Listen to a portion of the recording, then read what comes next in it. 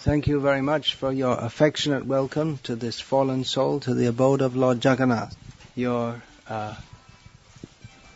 welcome is it's not just a required formality, but it was overflowing with affection. And that is the subject which I'd like to speak together about today. If anyone would like to take a photo, please wait till after the class. Just listen to the class. I'll pose and smile after the class. And I also request that you switch off your phones. Thank you very much. I've been speaking on Sri Vishnu Sahasranama. That's right at the edge, liable to be knocked off. You want to take it? I won't use it anyway. This is name 471 in this recension. The name is Vatsalah. Do any of you know the meaning of the name Vatsalah? Protector of the devotees. Well, particularly Vatsalah. Protector of the devotees, yes, but that's true, but it's not exactly the meaning. It literally means one who's very affectionate to one. And therefore he takes care of and is very affectionate. Now, this name also, Vatsa, I don't think you've heard that word. It means a calf. So one meaning of Vatsala is one who has many calves. Krishna is a cowherd boy. And the idea of affection is of that, just like a cow has for her calf. That is understood to be the epitome of affection. It's protective, parental affection. So we can just imagine how people are so sinful and cut off from any affectionate feelings that they like to slaughter cows. Now, why is Krishna affectionate? Why is a cow affectionate to the calf? No one can think of an answer. But you could say that people in Russia in the reign of Stalin, they were completely dependent on him, but he wasn't particularly known for being affectionate. That's a good answer. But it doesn't really give a reason why. Because he gives milk. Well, you can get milk from the shop also. Now we're talking about Krishna consciousness, love of Krishna, and Krishna's love for us. But what's the reason? And no answer to this question. Maybe the ladies could say they're supposed to be more. There is no reason. That's the answer. See, it needed a woman to do it. It's just his nature to be loving and kind. You try and analyze everything with your logic and reason, and love is not under logic and reason. So good luck for us that Krishna's Krishna. He's Bhakta Vatsalah, and he's not like Stalin. Why do most people in the world have a feeling that there is goodness? Ultimately, everything should be good. If we hear of something evil and horrible, we become very disturbed. We hear that someone has been torturing children, we become very upset. We have hope that ultimately everything will be good and nice. Of course, there are atheists who think that, everything is just matter. But even they have a sense of good and evil. If everything is just atoms moving here and there, then what does it matter if one set of atoms, constituted as an adult body, tortures and kills another set of atoms, constituted as a child body? The idea that there is nothing beyond matter means that there's no basis to any morality. So most people, even without being great philosophers or theologians, believe that ultimately everything should be good. And the ultimate good is called God. In English, the two words are quite similar. Good God. In Sanskritam also, Bhagya means good luck, and Bhagavan. So God is good. That is the basic principle. And His goodness is expressed as His affection. Bhakta Vatsalah, that name is there. He's especially affectionate toward His devotees. But His nature is to be kind to everyone. We may say, well, Krishna didn't seem to be very kind to Kamsa. For instance, there's so many demons who Krishna killed. So how is He being affectionate to them? Well, His affection to them is that, or rather He's showing His affection to His devotees because these demons were so much torturing His devotees. So Kamsa and others, they also got Krishna's kindness in that they were removed from their performing so many demoniac activities. And those who are killed by Krishna, they get liberation. So the love that Krishna has for everyone, especially His devotees, that can be seen reflected in this material world. The love in this material world is simply a reflection of that in the spiritual world. In the reflection looks the same, but it's not the same. The moon reflected in the water looks like the moon, but it's not the moon. Not only is the love of this material world reflected, but it's a perverse reflection. So in this material world, love is considered very high, but love in this material world always breaks and it always causes pain. I think many of you may have some experience of that even in this lifetime. Have any of you experienced in this lifetime love, wanting to give your love to another person, and for some time it seems very nice, but then it becomes very painful and distasteful? Anyone? Кто-нибудь? Yeah, so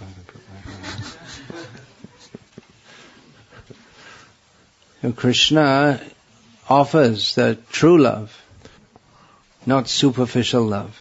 But to understand Krishna's love, we have to distinguish between that which is full, perfect, and eternal, and that which is superficial, imperfect, and temporary. Even though love in this material world might seem, the love of someone in this material world might seem to be very good. And by worldly estimation, it may be very good. For instance, I read recently in a book about a woman in India who had become just like the mother to 1,500 orphans. And she had taken care and lovingly, like a mother, cared for these 1,500 orphans. But that is not pure, complete, unadulterated, eternal love. It's better than torturing orphans. It's better than neglecting orphans. But it's it's a different category to that of pure love of Krishna, which is the actual facility, the actual propensity of the soul.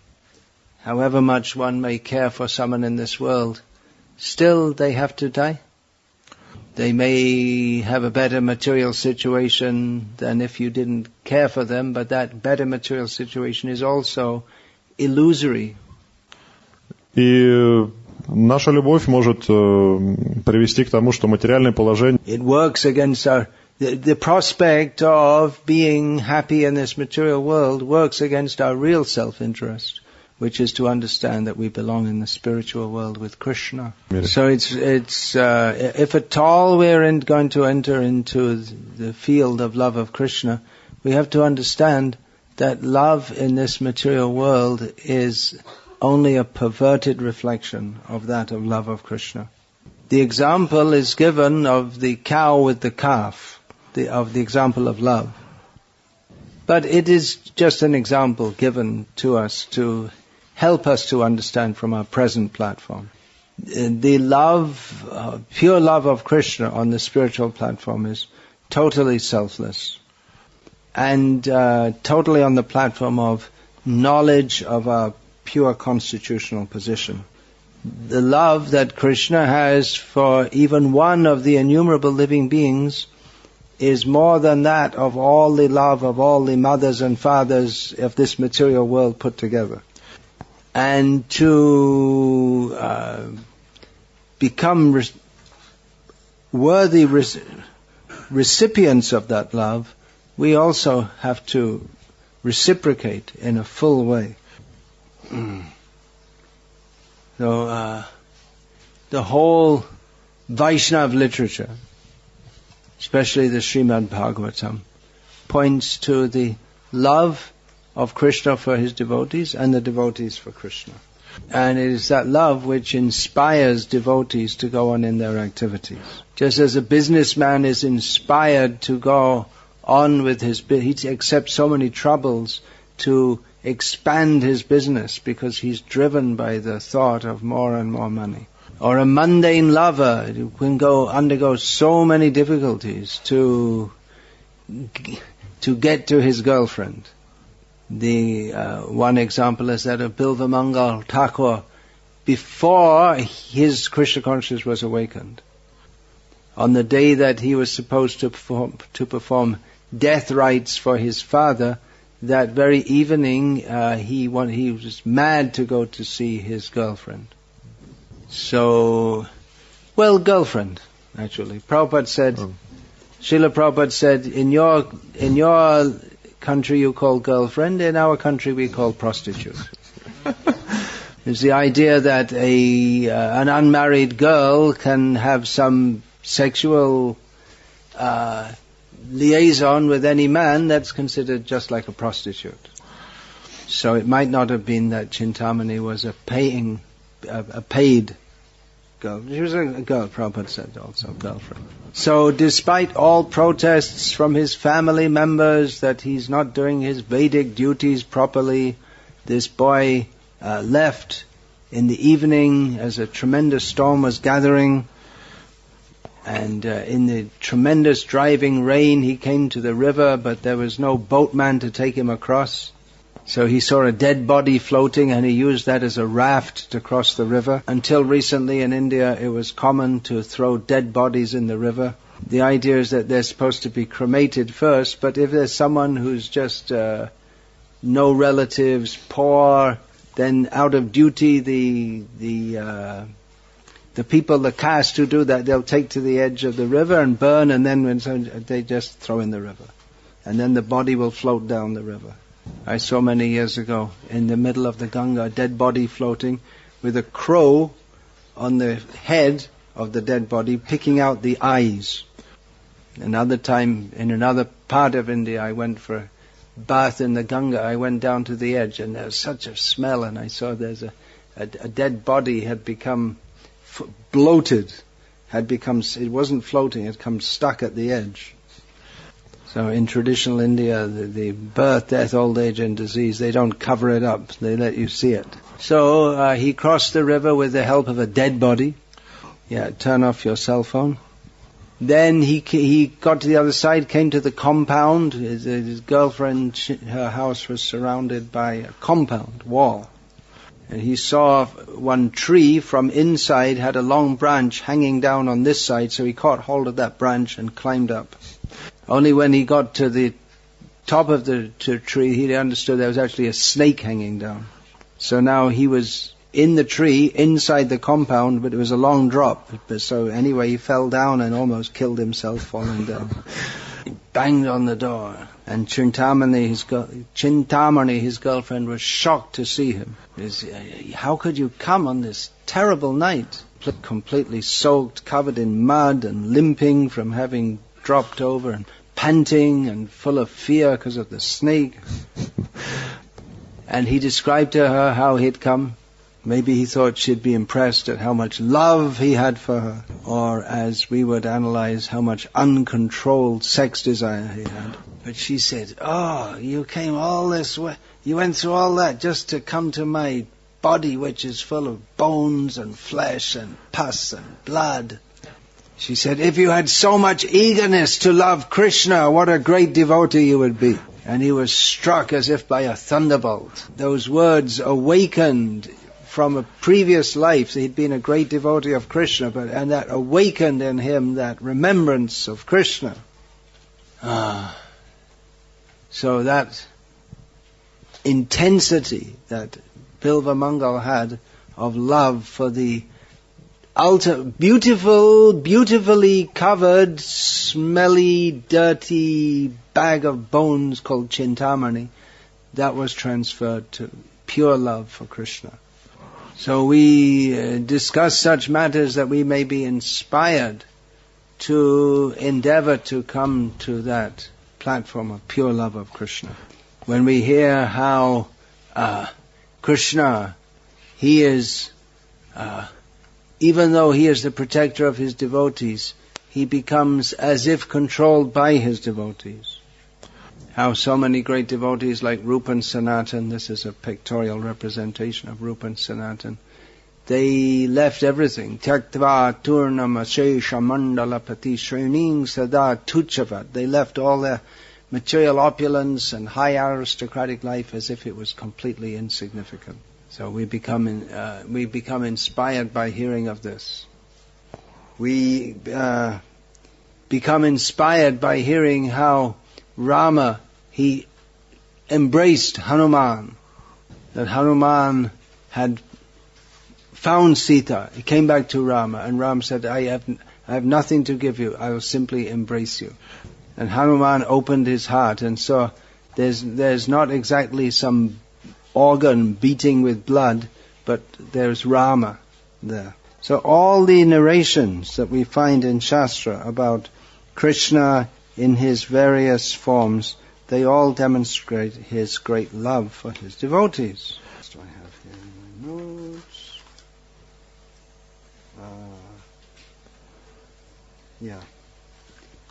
This kind of love, we have an experience of that, the perverted reflection in this world.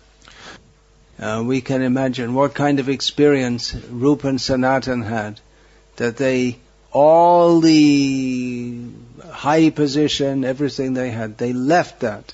What was it that could make them, having attained the pinnacle of social life, just leave it as insignificant? Srila Prabhupada several times discussed this verse. Tyaktva turnamashesha mandalapati sharnim sada tuchavat bhutva dina ganesha ko karunaya kopina kantashrita. They left all that aristocracy as if insignificant, and they became as if very poverty-stricken. They had very low in society.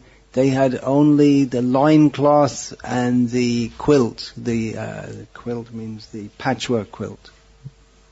What could inspire them in such a way? Are they mad? Then the explanation is given in the third line of this verse.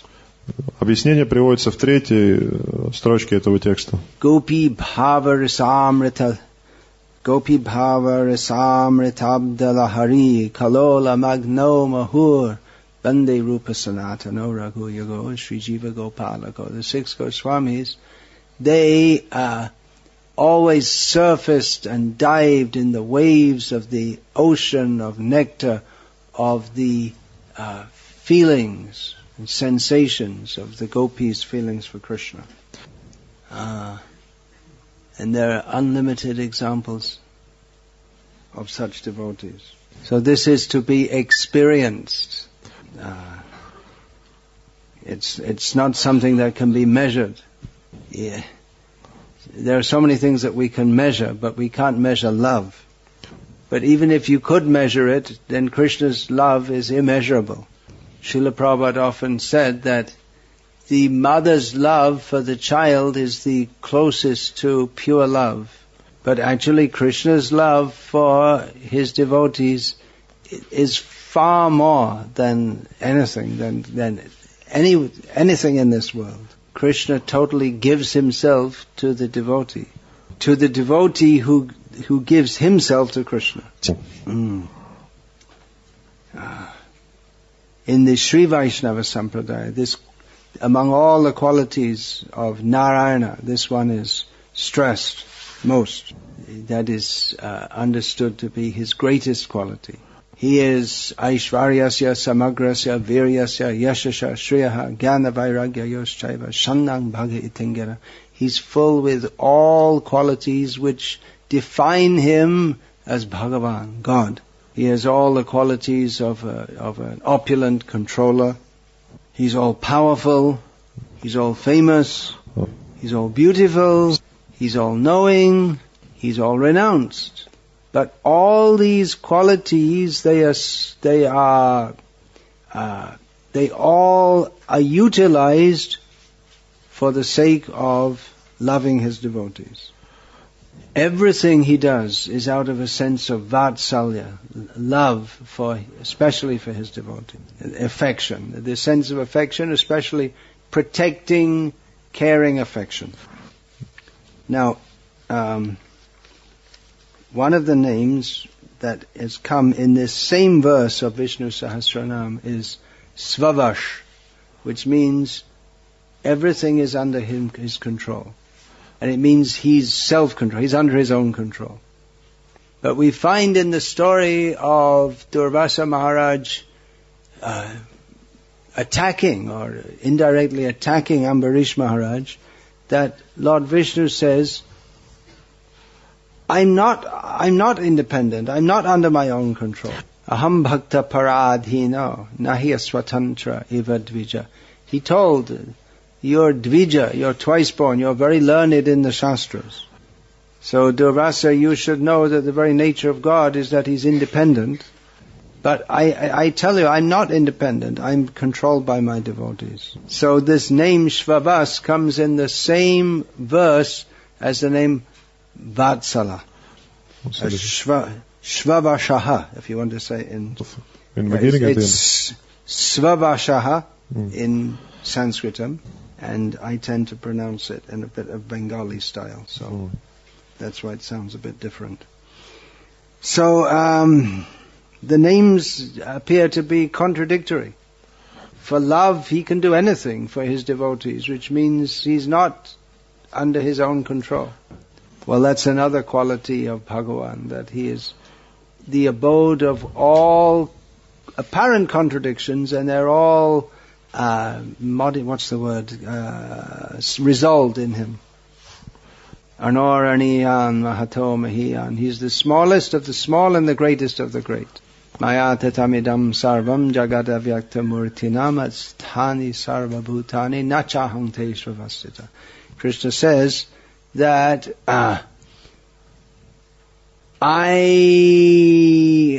everything exists within me in my unmanifested form as the universe. All living beings are in me, but I am not in them. Then elsewhere he says, he describes the Ishvara Sarva Bhutanam, Hridesha Jona Tishrati. I exist within the heart of all living beings. So it's apparently contradictory, but it's all true.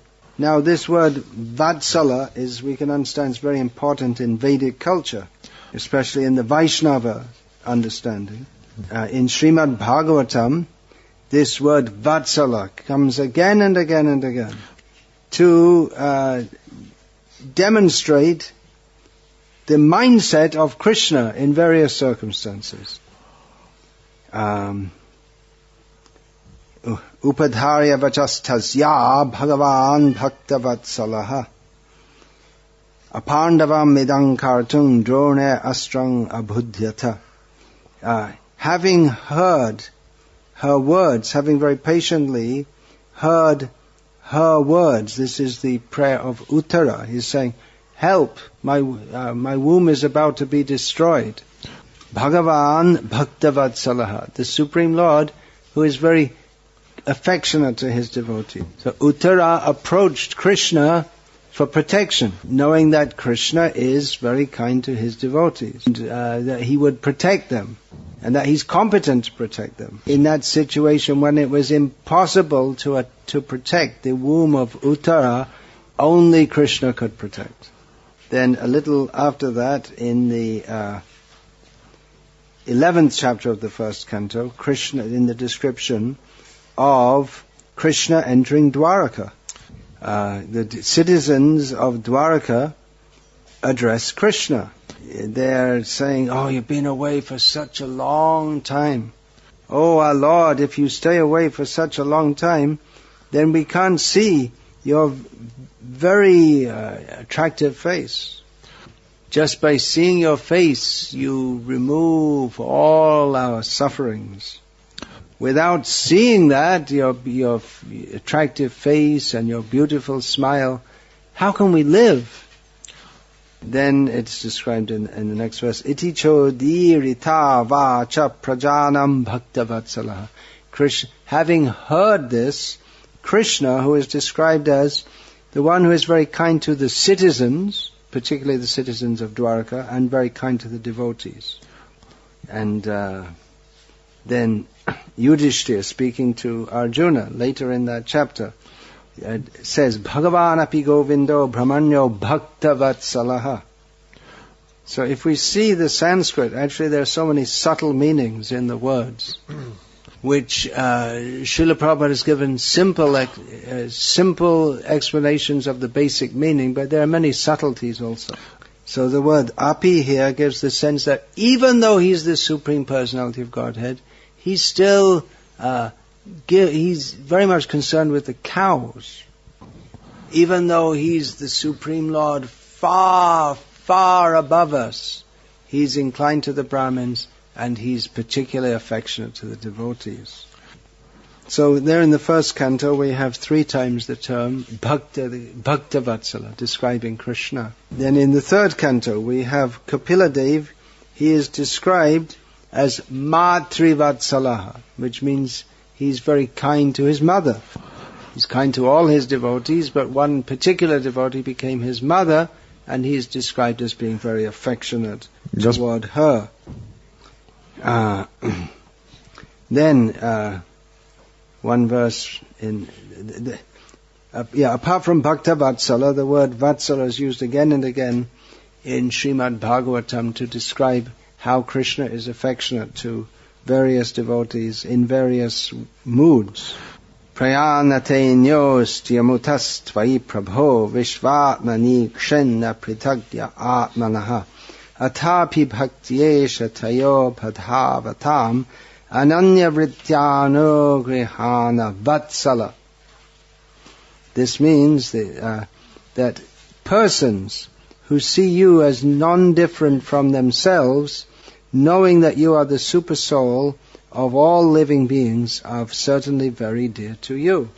I'm usually translating it a little bit differently. That's why. So, atapi bhaktyesha, you are very. So this word Vatsala describes various features of devotees and how Krishna reciprocates with those various features. You are the super soul of all living beings, but especially those who engage in bhakti toward you, you are very affectionate toward them. Those who engage in devotional service to you as their only engagement, Krishna, they say, you are very affectionate to them. Then, tameva vatsashraya bhritya vatsalam. This word bhritya is also very important in the Sri Vaishnava Sampradaya, especially the Mukunda Mala, that word is used by Kula Shekhar Alva, it means servant. So you are, this verse says, you are the shelter of the Vatsa, which means just like the calves. Like cow is a shelter for calves? Yeah, just like shelter. Now that word Vatsa means calf. And we'll also find, if you look in the Srimad Bhagavatam, you'll see it's used again and again to address someone who's junior to oneself, like a child who is an object of affection. So you see Vatsala, one who is affectionate to those who are naturally objects of affection. And up to date in Bengali language, that term is used to address a child, although it's a little bit changed in Bengali pronunciation, botcha. It may be used especially in the case where you have to rebuke the child for doing something which is not They need to be trained, something like this. Or you may simply ask someone, how many children do you have, using that term. And so he's the Vatsalah, the shelter of the affectionate children and of the servants. И слуг. The word servant in English, I don't know in slug, is it? Is something? Слуга. Yeah, so that you get the word Slav in English, because they kept them as slaves. That was the idea. So it gives the idea of someone who's kept under, either servant, either by force or just because you're paying them. Mm. You mean in English, the servant? Yeah, the word servant gives that idea. But in the language of Bhakti, a servant, it gives the idea of someone who's very pleasingly, lovingly, out of his own volition, serving the Lord. Why does a devotee serve Krishna? Well, it's just like the question I first asked. Why does Krishna love the devotees? If we have to ask, then we're not on the platform of pure love. The devotees, pure devotees, they may be able to explain to someone in terms of logic and reason why one should serve Krishna, but they just do so out of their own heart's natural loving propensity. Then later in the 4th canto, Krishna is described as Sharanya Vatsalah, one who has taken shelter in him. He's very affectionate to them. 8th canto. 4th canto. Oh. He himself is worth taking shelter in. The child takes shelter of the mother and father, but the mother and father cannot ultimately protect the child. There's the verse Prahlad says. How does that begin? Pitaro Nrsimha. Balasyaneha sharanang pitaro Nrsimha. He says to Nrsimha, the parents cannot ultimately protect the child. They may try their best to, but ultimately then they themselves are controlled by material nature.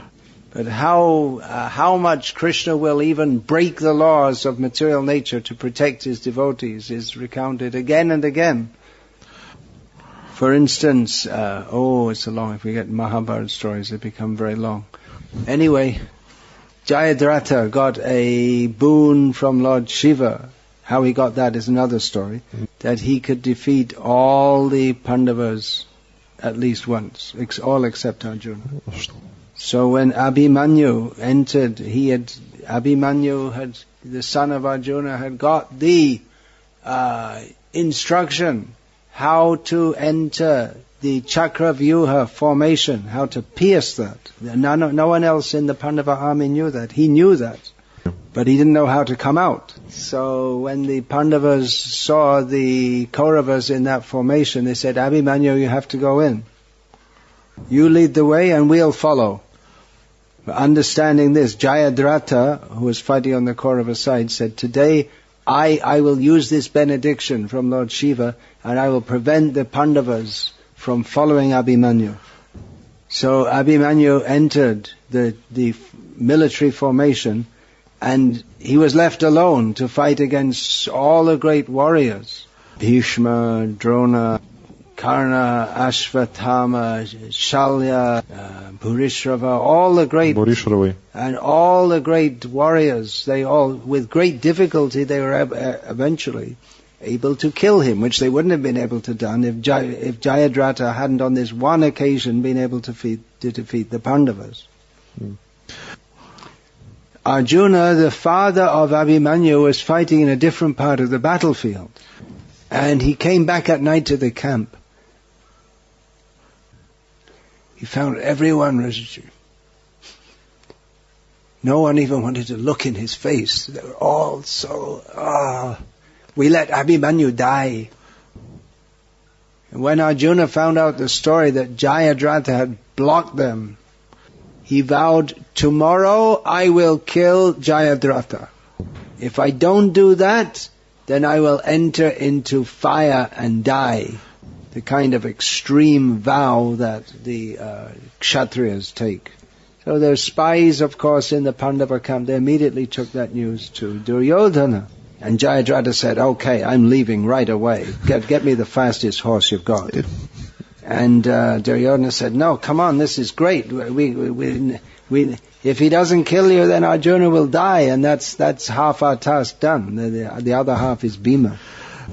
So Jayadratha, you stand at the back of the army, and we'll have miles and miles of soldiers in between you and the front.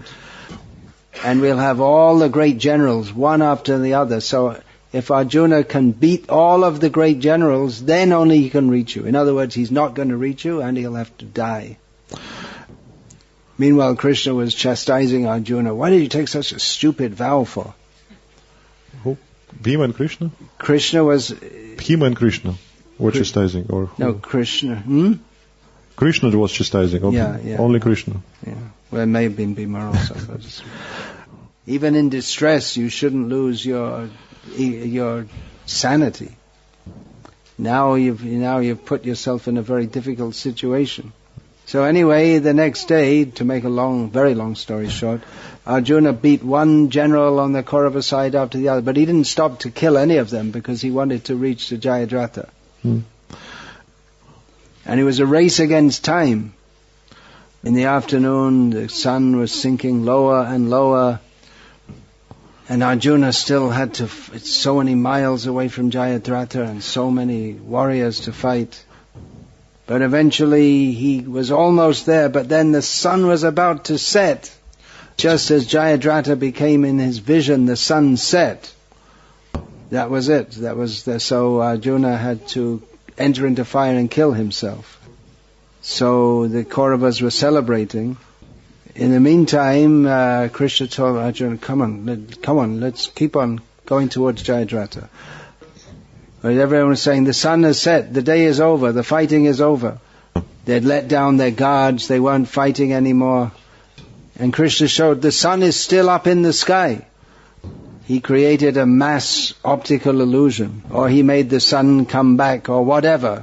Anyway, Arjuna met Jayadratha, and that was the end of Jayadratha. So Krishna is even willing to tamper with the laws, the physical laws of the universe in order to protect his devotee. He will make that which is impossible possible for the sake of his devotee. That is just one example. In fact, it's impossible that we who are bound up in ignorance in this material world can escape from this, but Krishna makes that possible because he's very kind to his devotees. Now in the 5th canto of Bhagavatam, we have the word Vatsalah used in the sense of a materialistic fool.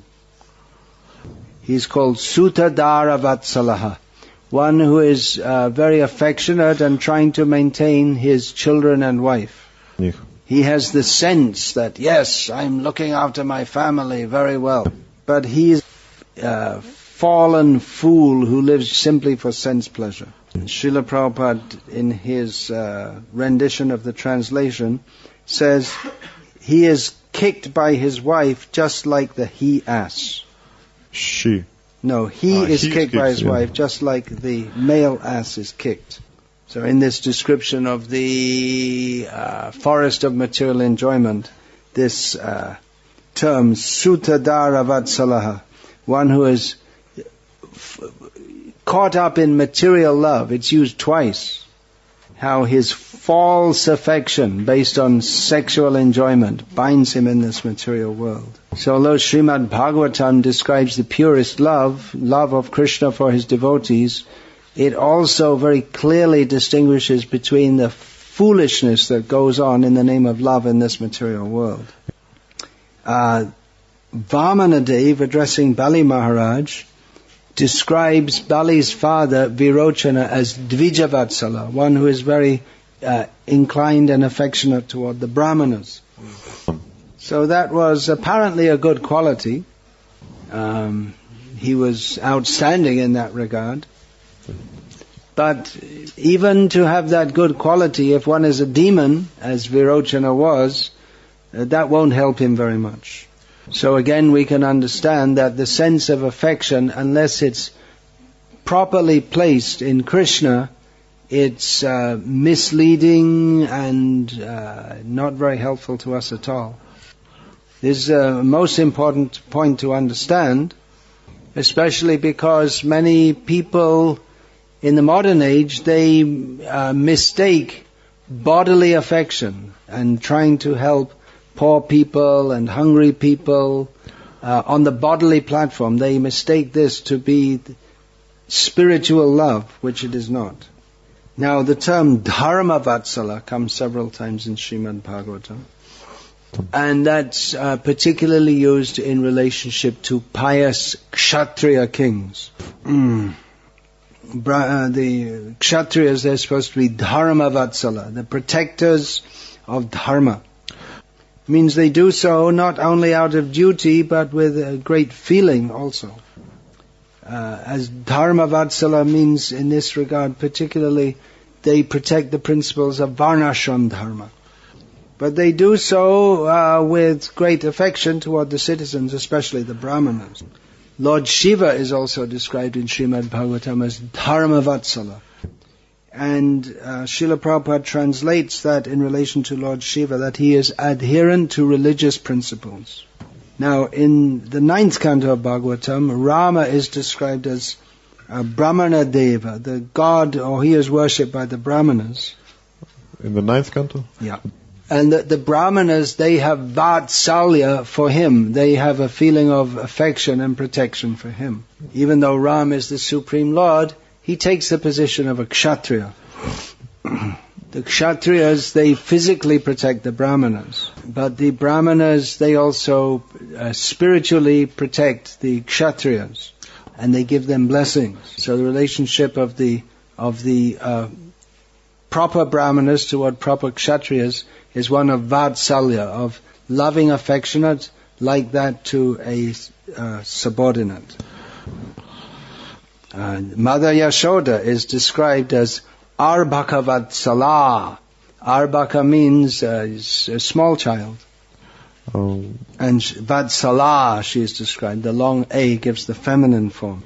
So she didn't know how powerful Krishna was, but she simply loved him with maternal affection. So seeing that Krishna was very afraid of her stick, she threw it away.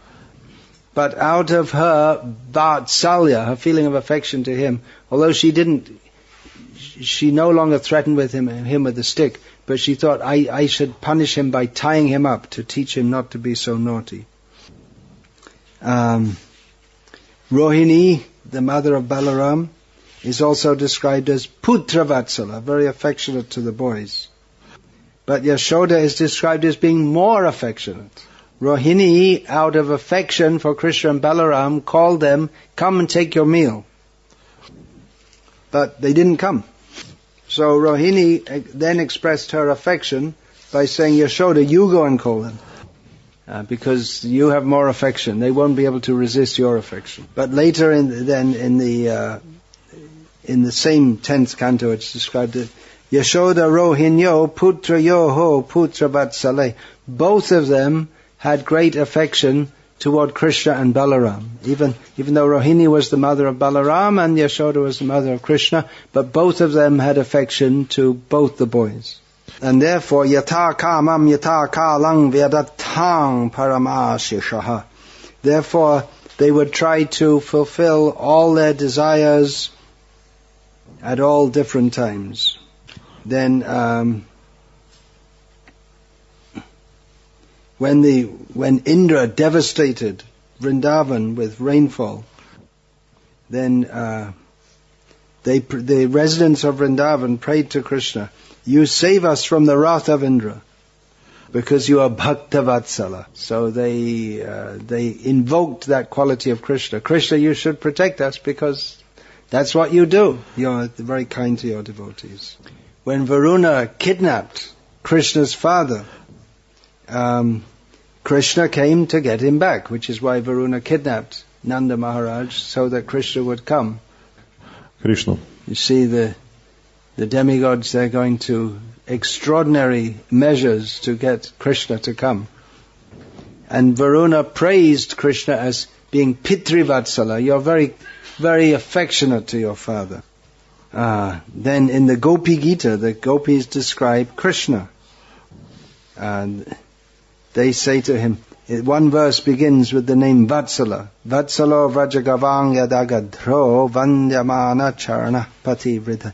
They address him, or they refer to him, that he has great affection for the cows of Vrindavan.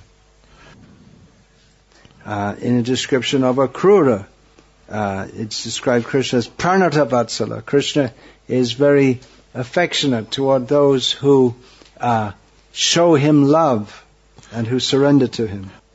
Again, Akrura, after he took Krishna and Balaram to Mathura, just when they came to the gate of Mathura, Krishna and Balaram said, well, you go ahead, we're not going inside, we'll come later. So Akrura was shocked. They came with me all this way, and then when we came to the gate, they didn't come at all. They didn't come in. So Akrura said, well, this is not good. How can you do this? You're Bhakta Vatsala. Why are you doing this to me? Krishna said, don't worry, we'll come a little later. We have some other things to do. Don't worry, we're coming.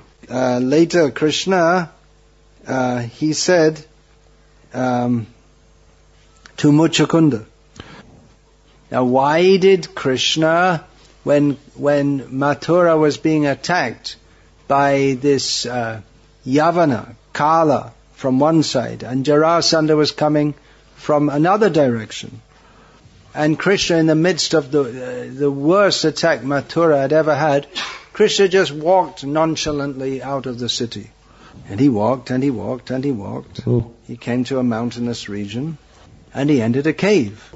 Why did he do that? Well, in that cave was his devotee Muchakunda. And you all know the story. Muchakunda woke up and burned the Kala to ashes. And Krishna said to Muchakunda that because in the past you repeatedly prayed to me, I have personally come to this cave to show you mercy. Because I am Bhakta Vatsala, I am affectionately inclined to my devotees.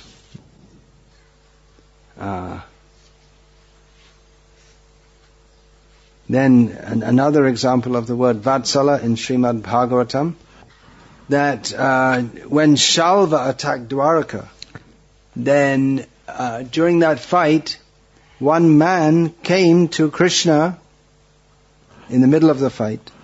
He said that Shalva has taken your father away and killed him. He said, this is very horrible news to tell you who are Pitri Vatsala. You are very kind to your father. So there are many other uses of the word Vatsala in Srimad Bhagavatam also to describe Vyasadev, Parikshit, Prithu, Vijitashva, the eldest son of Prithu, Daksha and others. Yep. And there are other words used, Duhitra Vatsala, one who is very kind to his daughters. Dina Vatsala, one who is very kind to the fallen, to the lowly. Kriparna Vatsala, one who is very kind to those who have nothing. So this word is used in relationship of a king to his citizens, of a guru to his disciples. Thus it is understood that in Vedic culture, Vatsalya, or affection, is very important. There are many rules and regulations, but without that affection, everything is simply mechanical. Not that the rules and regulations are unimportant. We hear of, especially the example of Lord Rama, how he was very affectionate toward the citizens. Nowadays we don't expect the political leaders to actually feel for the people. Affection in a leader is maybe seen as a sign of weakness. Krishna is all powerful, but he's not ashamed to show love for his devotees. In fact, he likes to do. All right, I'll finish there now. Is there any question about this? Thank you for the lecture. The formality is done in saying that. Then? No, he said, thank you for the lecture. Any questions? I will give you a mic. You mentioned selfless love, but Krishna says, I am especially inclined towards those who surrender to me. But doesn't it mean that this love is not selfless? Yeah, that's in Bhagavad Gita, Krishna says, Samohang sarva bhuteshu name dvesho stina priyaha ye bhajanti tumam bhakta maite teshu chapyaham. Krishna says that I'm equal to all. I don't see anyone as a friend or an enemy. Then in the very next line he seems to contradict himself. And Krishna says, but who is my devotee, I reciprocate with that love. So in the first statement he's speaking as the Paramatma, Supersoul, neutral. And in the second line he's speaking as Krishna, who is particularly inclined to his devotees. But this is not partiality. Everyone is welcome to be a devotee of Krishna. If one approaches Krishna in love, Krishna naturally reciprocates. Sure. No one is banned from that love. Everyone is welcome to partake in that. A rough example, that the government is neutral to everyone. All citizens are equal before the law. But if a citizen is a criminal, then he's put in prison. And if he performs many good social activities, he may be honored by the government with some medal. So one who chooses to be a good citizen will be reciprocated with by the government in such a manner, and one who chooses to be a criminal will also get the government's treatment in that manner.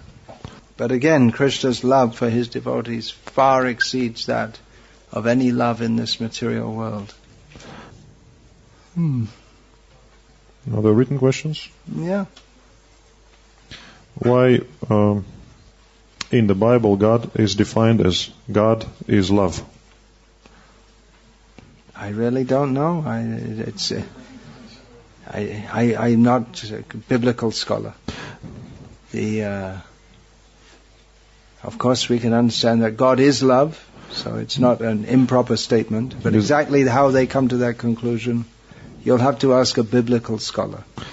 Although I was raised as a Roman Catholic, but I found the teachings of Gauriya Vaishnavism as given by Srila Prabhupada to be far more satisfying intellectually, emotionally, and far more practical and realistic in developing love of God than anything that I'd come across in the Catholic culture. It's not possible to analyze all the different philosophies in the world. One who is fortunate, they will come to Krishna consciousness. Even after analyzing all the philosophies in the world, you probably become more confused. Anyway, God is love, that's nice. But more precisely, He is the object of love for everyone. If you say God is love without defining it, then you may think that the love of a dog for the puppies is the same as Krishna's love, but it's not. How to understand when Krishna sends difficulties, as in case with Prahlad Maharaj and Pandavas? Is it manifestation of love? Well, Kunti understood the difficulties that were given to the Pandavas as a manifestation of love. Therefore she prayed for more difficulties. Vipadang santu tashashvat tattva tadva jagadgaro bhavato darshanam yatsyad apuna bhavadarshanam. She said, let there be more and more difficulties. Because by such difficulties in this world, we get to see you, and by seeing you, we no longer see repeated birth and death. Please bless for pure chanting of the holy name. Yeah, chanting, hearing, service, all these things. This is a very big topic, but I'll just mention it now. Is that when Srila Prabhupada is here, personally present, all the devotees lived in the temples, and everyone was fully engaged in devotional service. Whereas nowadays most of the devotees don't live in the temples, and their devotional service, the direct activities of hearing and chanting about and serving Krishna occupy a small part of their time. So that practical engagement in service really helps to bring the chanting to perfection. Anyway, like I say, it's a very big topic. I won't pursue it further just now. Is that all the questions finished then? Yeah, looks like it. Okay. Shall I announce the books? Yes, please. There are more questions. Will you take them, or that's enough? I can take more questions. How to develop relationship with a spiritual master if physically he is far away from you?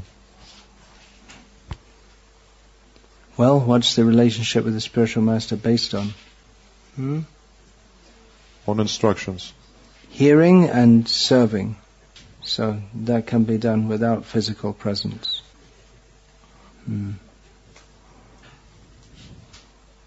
More questions from the men? Question. Микрофон. Передайте туда. Just shout it out. Speak louder. Или просто громко скажите, задайте вопрос. Thank you for the lecture.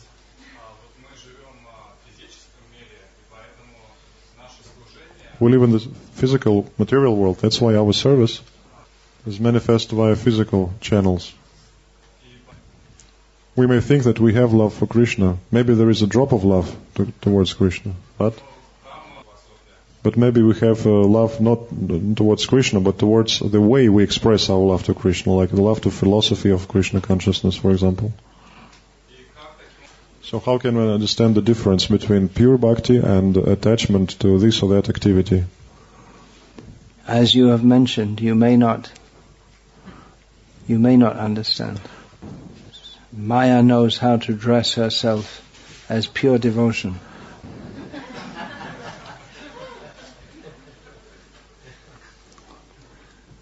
Only by full sincerity and the blessings of the pure devotees is it possible to attain.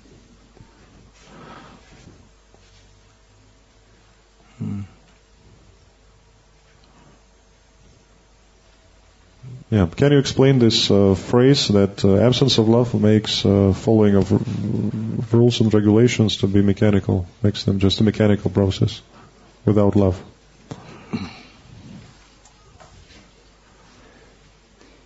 Well, the rules and regulations are also required. We follow the rules and regulations because we want to attain love of Krishna. But if we forget that we're doing that because we want to develop love of Krishna, then it may become just like a routine for us. Therefore, we should regularly discuss Srimad Bhagavatam, which will remind us again and again of what our goal of life is. Thank you very much. All right, so we can finish. Тоже Ramayana. Shall I announce the English ones? Yes, announce the English ones. What else besides Ramayana? I'll say it in English because whoever can read it should be able to understand it. What else? This book has become rather controversial. The GBC in its resolutions banned it, then they unbanned it. So we don't know what's going on. It's unpopular among some of our devotees because it presents the Vedic version of how men and women should behave.